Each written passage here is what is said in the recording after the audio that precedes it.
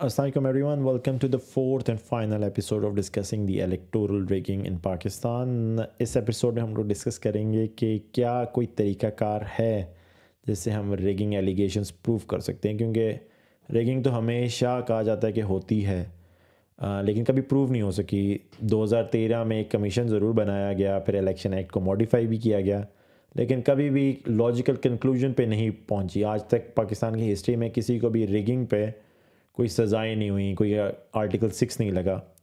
तो क्या कोई तरीकाकार है भी, या हम लोग एक सिर्फ एक पाइप ड्रीम देख रहे हैं? तो लेट्स डिस्कस। सबसे पहले ये कि आप जब भी कोई किसी चीज़ को प्रूव करना होता है, उसके लेवल ऑफ एविडेंसेस होते हैं। अब सबसे पहला होता है, और सबसे जो जो लोअर लेवल ऑफ एविडेंस होता है उसको कहते हैं सर्कमस्टांशियल एविडेंस। इसकी जो ऑथेंटिसिटी होती है वो लो टू मॉडरेट होती है।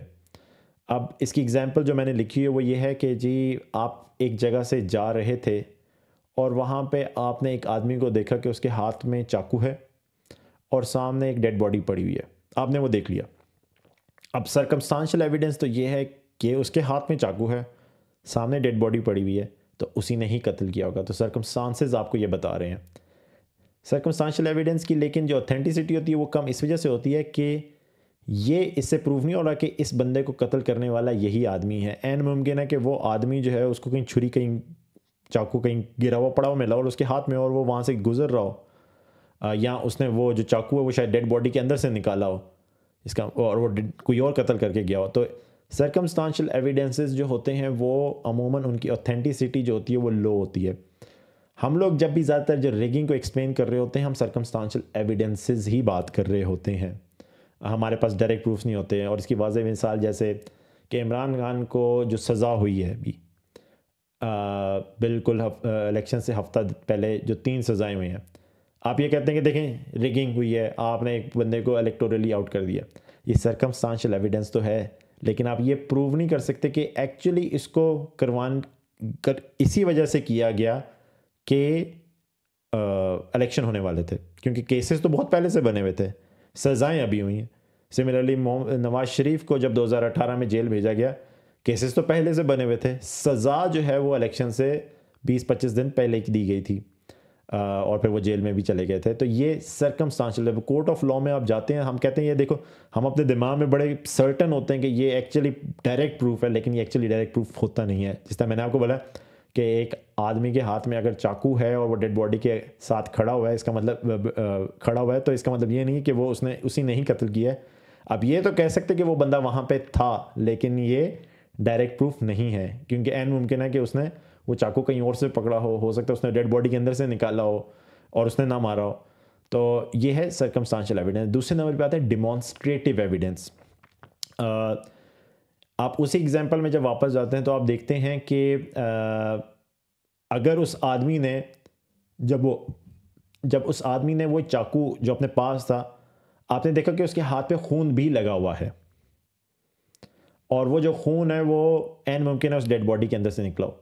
तो इसका मतलब है कि जब आपने एक बंदे के अंदर को चाकू मारा तो वो जो ब्लड उसकी बॉडी से बाहर निकला वो शायद आपके हाथ को लग गया हो।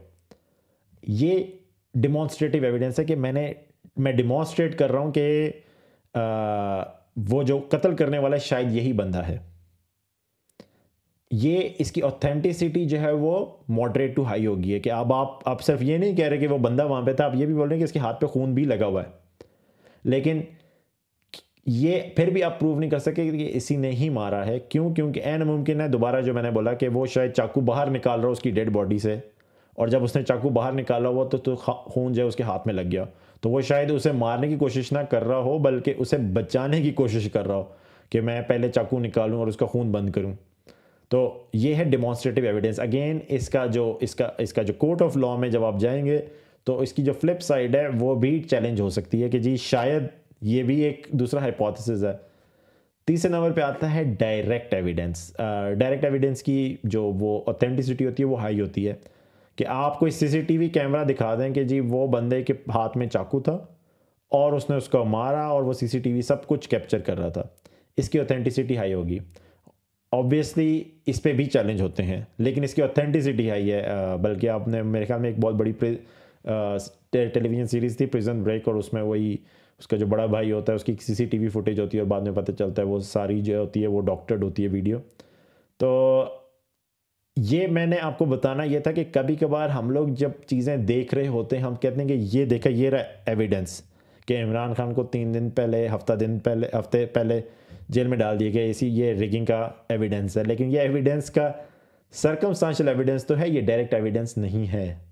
और हम अपनी डेली लाइफ में भी जो है ना एविडेंसेस को जब कोई चीज़ प्रूव करनी होती है, कोई आर्गूमेंट प्रूव करना होता है, तो हम लोग इन्हीं चीज़ों का इसी किस्म के एविडेंसेस का सहारा ले रहे होते हैं। अब इसमें कुछ एविडेंसेस ऐसे भी हैं जो कि इसमें अंदर बीच में भी आते हैं, मसलन टेस्टिमोनियल एविडेंस होता है, फिर डॉक्यूमेंट्री एविडेंस होता है, फिर साइंटिफिक एविडेंस होता है। मैंने सिंप्लीफाई करने के लिए 3 किस्म के एविडेंस बनाए हैं ताकि आपको नज़र आए। जैसे टेस्टिमोनियल एविडेंस के एक आदमी ये बता दे कि जी कत्ल करने वाला कौन है, तो आप उसमें फिर क्वेश्चन करते हैं कि जी आपको किस तरह याद है, क्या आप वहीं पे थे, क्या आपने देखा खून होते हुए, या आप सिर्फ वहीं पे एक ऑब्जर्वर थे, और अगर आप ऑब्जर्वर थे तो आप क्यों नहीं उसको बचाने गए। सिमिलरली फिर जब साइंटिफिक एविडेंस है, आप कहते हैं जी मुझे इसका डीएनए मिला है, तो डीएनए अगर अंदर मिला है तो ये हो सकता है कि वो बंदा उसे बचाने की कोशिश कर रहा हो। बहुत ज़्यादा लोग बल्कि आज जिनको पहले अमेरिका में जेल में डाला गया है, अब वो डीएनए सैम्पलिंग की वजह से कई लोग बाहर भी आ रहे हैं और कुछ लोग डीएनए सैम्पलिंग की वजह से जेल में भी जा रहे हैं। तो जो एविडेंसेस होते हैं ना, वो जितना आप उसको कॉन्क्रीट बनाएंगे और पूरी थ्योरी जितनी भी उसके जो लूज एंड्स हैं उनको टाई अप करेंगे, उतना ही आप एलिगेशन को प्रूव कर सकते हैं। और मैं जब पढ़ रहा था तो मेरा एक बड़ा अच्छा दोस्त है, उसके अबू पुलिस में होते थे, तो वो हमें पुलिस की स्टोरियाँ सुनाता था। और मुझे आज भी याद है कि उसने एक हमें किस्सा सुनाया था कि एक जगह गए तो वहाँ पे एक सुसाइड केस नज़र आ रहा था कि एक आदमी के पास शॉटगन पड़ी हुई थी और उसके सर में जो ना वो गोली मारी गई थी, वही फायर खोला था। तो लोग कह रहे थे कि जी इसने सुसाइड किया है। तो उसके वालिद साहब ने वो जब केस स्टडी किया तो उन्होंने कहा कि ये सुसाइड नहीं है बल्कि किसी ने मारा है, क्योंकि शॉटगन जो है वो इतनी बड़ी होती है कि एक आदमी हाथ पकड़ के अपने सर के ऊपर गन पट्टी रख के मार नहीं सकता। तो इसका मतलब है कि वो है जो शॉटगन है किसी और ने पकड़ी हुई थी और फिर उनको उस बंदे के सर पे फायर खोला था। तो आप जब इस तरह की जब हाइपोथेसिस बना रहे होते हैं तो आपने ये ज़रूर देखना होता है कि मैं किस किस्म के एविडेंस का सहारा ले रहा हूँ, और वो डिफरेंट लेवल ऑफ एविडेंसेस होते हैं। मैंने सिंप्लीफिकेशन के लिए 3 बनाए हुए हैं। अब आ जाते हैं कि किस तरह आप ये 3 किस्म की रिगिंग जो है, प्री पोल, पोलिंग डे और पोस्ट पोल, इनको प्रूव कर सकते हैं। सबसे पहले आते हैं प्री पोल में। तो आप कहते हैं कि जी किसी के ख़िलाफ़ जो बायस है वो श्योर है, मसलन 2024 में आपको नज़र आ गया कि बायस अगेंस्ट पीटीआई है, वो शो हो गया, तो ये सर्कमस्टांशियल एविडेंस है। लेकिन ये डिमॉन्स्ट्रेटिव एविडेंस नहीं है। आप किस तरह डिमॉन्स्ट्रेट करेंगे कि एक्चुअली उस बायस की वजह से वो रिग भी कर रहा है। बायस हो सकता है, मसलन मेरा बायस हो सकता है कि मैं मुसलमान हूँ तो मैं फ़लस्तीन का साथ दूँ, लेकिन आप ये आप किस तरह प्रूव कर सकते हैं कि मैं इज़राइल के ख़िलाफ़ हूँ या मैं यूज़ के ख़िलाफ़ हूँ। तो जो सर्कमस्टांशियल एविडेंस है, कोई भी बंदा मुझे देखेगा वो बोलेगा कि यार इसका बायस टुवर्ड्स मुस्लिम होगा और इसका बायस टुवर्ड्स फ़लस्तीन होगा। ये सर्कमस्टांशियल एविडेंस तो है लेकिन डिमॉन्स्ट्रेटिव या डायरेक्ट एविडेंस नहीं है। अब प्री पोल रिगिंग का डिमॉन्स्ट्रेटिव और डायरेक्ट एविडेंस आपको मिलता भी बहुत मुश्किल है, आप नहीं कर सकते। और यही वजह है कि जब आप देखते हैं कि ज़्यादातर जो पाकिस्तान में रिगिंग होती है वो प्री पोल होती है, उसकी वजह भी यही है कि प्री पोल रिगिंग को प्रूव करना बड़ा मुश्किल है। जब पाकिस्तान में ये सब कुछ हो रहा था, अमेरिका में रायन गिग्स जैसे जर्नलिस्ट बार बार सवाल पूछ रहे थे कि जी अमेरिका क्यों नहीं बोलता, तो वो कहते थे जी हमारी कोई प्रायोरिटी नहीं है, हमारी कोई प्रेफरेंस नहीं है।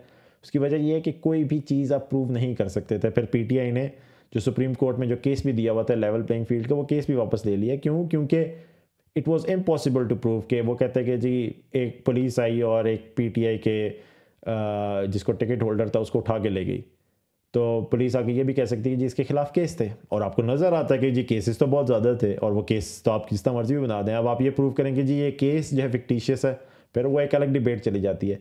अगर आप वो प्रूव भी कर दें तो वो आपने 2-3 केस और बनाए हुए थे, फिर आप उनको प्रूव करते रहे, तो एक जो है ना अनएंडिंग डिबेट बन जाती है प्री पोल रिगिंग को प्रूव करना। तो ये है प्री पोल में। अब आ जाते हैं पोलिंग डे। आप इसमें आप जाते हैं और आपको नज़र आता है कि जी एक पोलिंग स्टेशन में जो पोलिंग हो रही है वो बड़ी स्लो हो रही है। अब आपको सर्कमस्टांशियल एविडेंस तो मिल गया कि ये बंदा रिगिंग करना चाहता था, ये मेरे खिलाफ बायस था। और अब जो पोलिंग करवा रहा है ये भी बहुत सुस्त करवा रहा है, तो ये सर्कमस्टांशियल एविडेंस मिल गया मुझे। लेकिन सर्कमस्टांशियल एविडेंस की जो ऑथेंटिसिटी होती है वो, जिस तरह मैंने बोला, लो टू मॉडरेट होती है। अब आप किस तरह प्रूफ करेंगे कि एक्चुअली इसने फ़र्क डाला? अब इलेक्शन डे में एक होता है फॉर्म 36 जिसमें पूरी इन्वेंट्री बनाई जाती है कि जी कितनी कॉपियाँ हैं, कितनी कॉपियाँ नहीं हैं, कितनी स्टैंपें हैं, कितने आपको थैले दिए गए हैं, कितने डब्बे दिए गए हैं। उसको आप रिकनसाइल करते हैं फॉर्म 46 के साथ कि जब इलेक्शन डे ख़त्म हो जाता है कितनी इन्वेंट्री यूज़ हुई, कितने बैलेट्स यूज़ हुए हैं, कितने डब्बे यूज़ हुए हैं।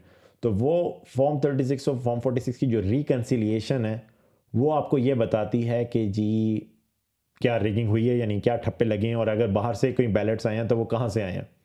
तो ये अगर आप इन दो फॉर्म्स को रिकनसाइल कर लें तो ये एक डिमॉन्स्ट्रेट कर सकते हैं आप कि जी रिगिंग हुई है। अगर आप इन ये दोनों रिकनसाइल नहीं हो रहे तो डिमॉन्स्ट्रेटिव एविडेंस आपको मिल गया कि जी देखें इलेक्शन रिगिंग हुई है। फिर डायरेक्ट एविडेंस ये है कि आप वहाँ पे पोलिंग डे में स्टेशन के ऊपर आप सीसीटीवी कैमरा लगा दें और वो देखता रहे कि जी डब्बे फुल टाइम जो है इलेक्शन डे पे वो देख रहे थे डब्बे, और कुछ कोई इसके अलावा अपार्ट फ्रॉम जो वोटर है इसके अलावा किसी ने उनको टच नहीं किया। और फिर 5 बजे के बाद सबके सामने वो बैलेट बॉक्सेस खुले। अब सीसीटीवीज़ जो हैं वो हम ज़्यादातर पोलिंग डेज उसमें से निकाल भी दिए गए हैं। उसकी वजह यही थी कि जी आप चाहते थे कि जी कुछ एलिमेंट ऑफ अनसर्टिनिटी कि अगर आपने कुछ करना है तो आप कर सकें। तो ये है पोलिंग डे को प्रूव करने का कि अगर आप सीसीटीवी लगा देते हैं तो आपके पास डायरेक्ट एविडेंस आ जाएगा कि ये देखें जी इस वक्त 5:40 पे इस बंदे ने डब्बा खोला और उसके अंदर बैलेट भरना शुरू कर दिया। अब आ जाते हैं पोस्ट पोल रिगिंग में। Number 1, delay in results. अब जैसे पीटीआई कह रही है 2024 में कि जी रिजल्ट्स डिले हुए, ये एविडेंस है। 2018 में एग्जैक्टली पीडीएम ने, पीएमएलएन ने, पीपल्स पार्टी ने और जेई ने कहा देखें रिजल्ट डिले हुए थे। ये सर्कमस्टांशियल एविडेंस है, क्योंकि आप इसका कह सकते हैं जी इंटरनेट बंद था, या धुंध पड़ गई थी, या फाइबर ऑप्टिक केबल ख़राब हो गई थी, या प्रिजाइडिंग ऑफिसर्स ने लेट रिजल्ट डिलीवर किए, या इंटरनेट बंद हो गया था, जिस तरह अभी बोल भी रहे हैं। तो ये सर्कमस्टांशियल एविडेंस तो है, लेकिन सर्कमस्टांशियल एविडेंस पे आप किसी को एलिगेशन को प्रूव नहीं कर सकते। तो अब इसका डिमॉन्स्ट्रेटिव एविडेंस है फॉर्म 45। क्या फॉर्म 45 आपके पास अगर सारे आ गए हैं तो उससे आप रिकनसाइल कर सकते हैं, और फिर फॉर्म 45 को रिकनसाइल करेंगे फॉर्म 47 के साथ, जिस तरह अभी पीटीआई कर भी रही है। तो उन्होंने सबसे पहले तो ये देख लिया कि रिजल्ट्स डिले हुए, फिर उन्होंने रिकनसाइल कर लिया फॉर्म 45 और फॉर्म 47, जिससे डिमॉन्स्ट्रेटिव एविडेंस।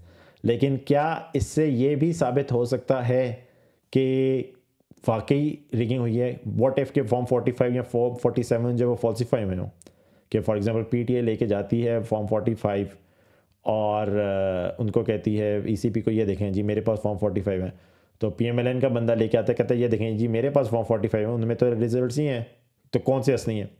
अब यहाँ पे जो पीटीआई ने जो होशियारी दिखाई है वो ये दिखाई है कि उन्होंने डिफरेंट पॉलिटिकल पार्टीज़, मसलन टीएलपी, जमात इस्लामी, कई केसेस में उन्होंने उनके फॉर्म 45 भी ले लिए हैं। तो फॉर्म 45 हर पोलिंग एजेंट को इशू होते हैं, तो उन्होंने जब रिकनसाइल किया कि जी हमारे पास फॉर्म 45 कैसे हैं और टीएलपी या जमात इस्लामी के फॉर्म 45 कैसे हैं, वो सिमिलर हो रहे हैं। और अगर वो फॉर्म 45 जो कि पीएमएलएन के पास हैं उनसे डिफरेंट हैं, तो फिर इसका मतलब ये हुआ कि जी 2 पॉलिटिकल पार्टीज झूठ बोल रही हैं, एक पॉलिटिकल पार्टी झूठ बोल रही है। तो ये है। तो अभी आज तक पाकिस्तान में जो अभी तक ऑलरेडी हम देख रहे हैं, ज़्यादातर जो पॉलिटिकल पार्टीज़ हैं वो सर्कमस्टांशियल एविडेंसेस तो देती हैं, देखें रिगिंग हुई, रिगिंग हुई, रिगिंग हुई, लेकिन इससे आगे नहीं जाते। सबसे पहले हम थोड़ा सा जो आगे गए थे वो फॉर्म 2013 में गए थे, जहाँ पे हम लोगों ने एक कमीशन बनाया था, फिर उसके बाद बड़ी लंबी बहस चली थी कोर्टों में। अब पहली दफ़ा ऐसा हो रहा है कि आप थोड़ा सा ऊपर गए और आप डिमॉन्स्ट्रेटिव एविडेंस पे आ गए, जहाँ पे आपने फॉर्म 45 दिखाना शुरू कर दिए, बल्कि पूरी एक वेबसाइट बना दी गई है form45.com। तो आप थोड़ा सा ऊपर चले गए, लेकिन डिमॉन्स्ट्रेटिव एविडेंस भी कंप्लीट नहीं होता आपको कोर्ट केस में जीतने के लिए। आपको इसके ऊपर डायरेक्ट एविडेंस भी लेना होगा, क्योंकि लोग जो हैं वो आपकी पूरी थ्योरी के जी इलेक्शन मेरे खिलाफ रिग हुआ उसको अभी भी होल पंच कर सकते हैं। और वो यही है कि जी आपके पास जो फॉर्म 45 है वो जाली है। मसलन अंजुम वकील ने आज बड़ा ज़बरदस्त बयान दिया मती जान को, उन्होंने कहा कि जी मेरे पास तो फॉर्म 45 है, उसके मुताबिक मैं जीत चुका हूँ। तो अब ये है कि जी क्या पीटीआई जो है वो जिस तरह नज़र आ रहा है कि जी मुस्तफ़ा नवाज़ खोखर से वो उनके फॉर्म 45 देख के और वो बोलेंगे देखें जी उनके फॉर्म 45 और मेरे फॉर्म 45। यहाँ पे अब आप डायरेक्ट एविडेंस की तरफ जाना शुरू हो गए। तो पहली दफ़ा शायद हम लोग जो हैं वो जो है ना लेवल ऑफ एविडेंसिंग कि जी एविडेंस को किस तरह कैप्चर करना और एविडेंस को किस तरह कोर्ट ऑफ लॉ में लेके जाना, वो पहली दफ़ा हम लोग आगे लेके जा रहे हैं। आई होप कि इस दफ़ा हम लोग ग्रेगिंग का फाइनली एक कोर्ट ऑफ लॉ से हम लोग एक एक एक कंक्लूजन निकाल सकें कि हुई है या नहीं हुई है, और अगर हुई है तो किसने करवाई है, और फिर उनको सज़ा भी दी जाए, क्योंकि पाकिस्तान में तो आज तक किसी को भी रिगिंग पे सज़ा नहीं हुई है। और सब कहते हैं होती है। और आई होप कि हम लोग सर्कमस्टांशियल एविडेंसेस से बाहर निकले। मसलन 2018 में बार बार के जी इलेक्शन डिले हो गए इसलिए धांधली हुई है, लेकिन circumstantial evidence is not good enough to prove your case. और इससे पहले कि कोई बंदा मुझे क्रिटिसाइज़ करे कि मैं समझता हूँ कि 2018 में नहीं हुई थी, लेकिन मैं भी सिर्फ it is only my word, मेरे पास कोई इसके अलावा सर्कमस्टांशियल एविडेंस से ऊपर कोई चीज़ नहीं है। मुझे 2024 के इलेक्शन में सबसे ज़्यादा जो ख़तरनाक बात जो लगती है वो धांधली नहीं है। मुझे सबसे ज़्यादा ख़तरनाक बात ये लगती है कि हम लोगों ने 1970 में एक पॉलिटिकल पार्टी का मैंडेट चोरी किया था, और वो मैंडेट फिर उसके बाद उनको हुकूमत भी नहीं बना दी गई थी। मेरे नज़दीक 2024 का सबसे बड़ा मसला ये नहीं है कि धांधली हुई। मेरे नज़दीक सबसे बड़ा मसला ये है कि एक पॉलिटिकल पार्टी जो कि काफ़ी फेमस है, ओपिनियन पोल्स भी ये कह रहे थे, उनको हुकूमत बनाने नहीं दी जा रही, और आज भी पकड़ धकड़ हो रही है, उनके इंडिपेंडेंट छीने जा रहे हैं। तो हम लोगों ने 1970 में एक एक्सपेरिमेंट करके देख लिए है, और शायद हम ये दोबारा एक्सपेरिमेंट करना चाहते हैं, क्योंकि हमारी हिस्ट्री जो है वो कॉन्वोल्यूटेड है।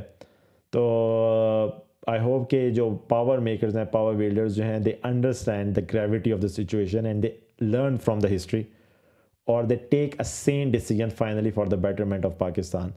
क्योंकि अभी तो बहुत ज़्यादा होपलेसनेस है, और ब्रेकिंग जो है वो एस्ट्रोनॉमिकल है, और हम लोग जो हैं वो बिल्कुल सीखने का नाम नहीं ले रहे। तो with that conclusion I and this series. I hope you liked it, and the comments are open. Please feel free to comment. My email is also open, you can email me as well. If there is something that you think I missed it or I miscommunicated, please let me know. More than happy to be corrected, and more than happy to amend whatever I have said. Thank you very much, and see you till the next series. Bye.